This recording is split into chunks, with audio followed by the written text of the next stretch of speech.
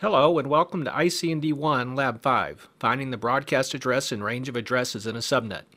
This video essentially continues ICND1 Lab 4, which found subnet number 128.200.96.0 with mask 255.255.224.0. This video continues that process by identifying the range of usable addresses and the subnet broadcast address. For those of you using the Cisco Press exam certification guides, this video is probably best used in conjunction with your reading of Chapter 12 in the ICND1 book.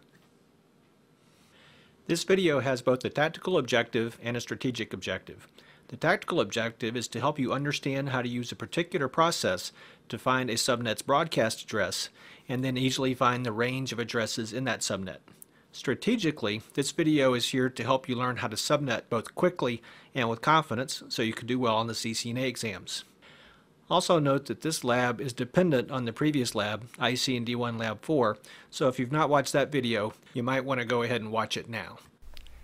Next, for context, I need to give you a little bit of background about the specific process that's described in this video.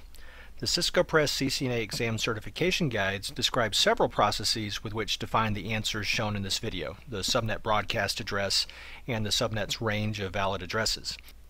Now this video focuses on a single one of those processes, namely the process that's used when the subnet mask is a difficult mask and you don't want to use any binary math. Now a difficult mask simply means that the mask has one octet that's neither a 255 nor a 0, which makes the answers a little bit less intuitive. For those of you using the Cisco Press exam certification guides, note that the books oftentimes refer to this particular process as process RP-6C. Next, before seeing the process, let's take a look at this idea of a subnet broadcast address. A subnet broadcast address is one single address in each subnet. When used as a destination address in a packet, causes that packet to be broadcast to all hosts in that subnet. Now, because it's used for broadcasting, it cannot be used or assigned to a host to be used as a unicast IP address. So it helps to see an example. For instance, here, PC2 is going to send an IP packet to address 128.200.127.255, which is the subnet broadcast address of the subnet on the left. So let's take a look at what happens. First of all, PC2 sends its packet, and as usual, PC2 says, all right, this packet is destined to an address in a different subnet. Let me send the packet to my default gateway, in this case R2. R2 makes a simple routing decision and says, oh, the subnet that this address is in is on the left. Let me send this packet over to R1. Now R1, when it gets the packet, thinks, this address is actually a subnet broadcast address on the subnet connected to my LAN interface. So when R1 forwards the packet, R1 encapsulates the packet in an Ethernet frame, and R1 sends this frame with the destination address of the Ethernet LAN broadcast address. As a result, the switches in the LAN flood the LAN broadcast, so all the hosts in the LAN get a copy of the frame. In this case, that means both PC1 and PC3 get a copy of the one frame sent by R1. Next, just to be clear, let me define what I mean by range of usable IP addresses. First of all, the subnet number itself cannot be assigned to a host to be used as its unicast IP address. And as we just saw, the subnet broadcast address cannot be assigned to a host either.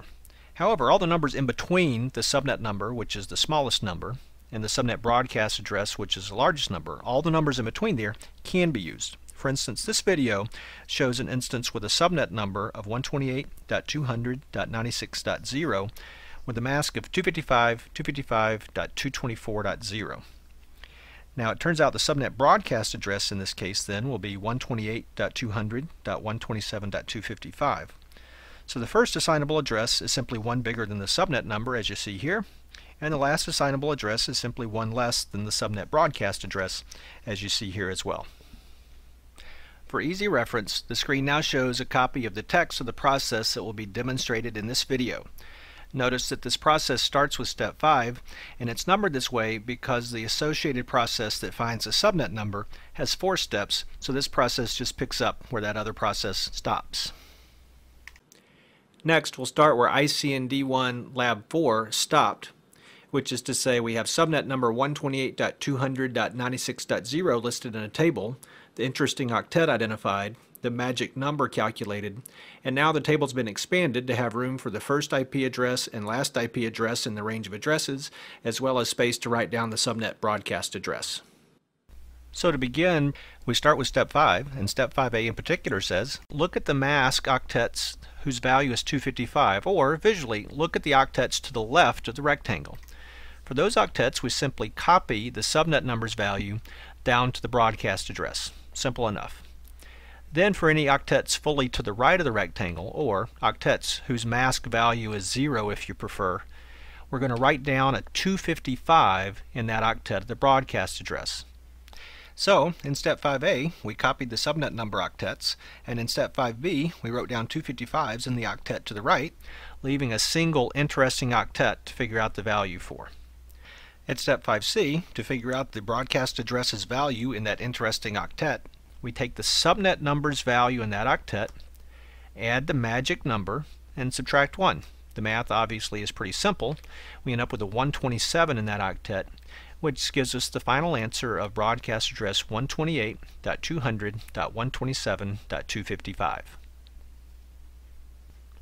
Next, for completeness, I'll show the very simple math about how to find the first IP address and last IP address in the range of valid addresses.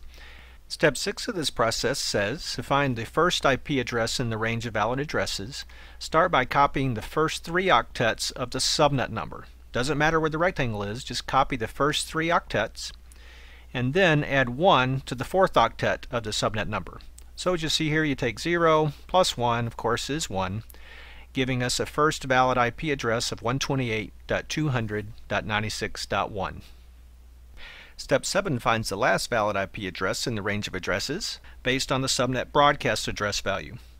For step 7, similar to step 6, we copy 3 octets, but in this case we copy the first 3 octets from the subnet broadcast address. Then for the 4th octet, you simply subtract 1 from the broadcast address's 4th octet. In this case, 255 minus 1, of course, is 254, which gives us a last valid IP address of 128.200.127.254. This concludes this video's example of how to use process RP-6C to find a subnet broadcast address and range of valid addresses. However, before finishing up the video, I need to let you know about a couple of the IP addresses in that range that may cause you problems when you look at it on the test. In particular, consider the addresses you see here: 128.200.96.255, 128.200.97.0, 97.255, and 98.0. Many people might look at those numbers and instantly think that the ones that end in 0 are subnet numbers and the ones that end in 255 are subnet broadcast addresses.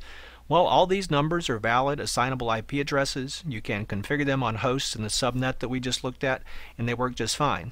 So try to resist the temptation to make assumptions about dotted decimal numbers, particularly because not all numbers that end in 0 are subnet numbers, and not all dotted decimal numbers that end in 255 are subnet broadcast addresses.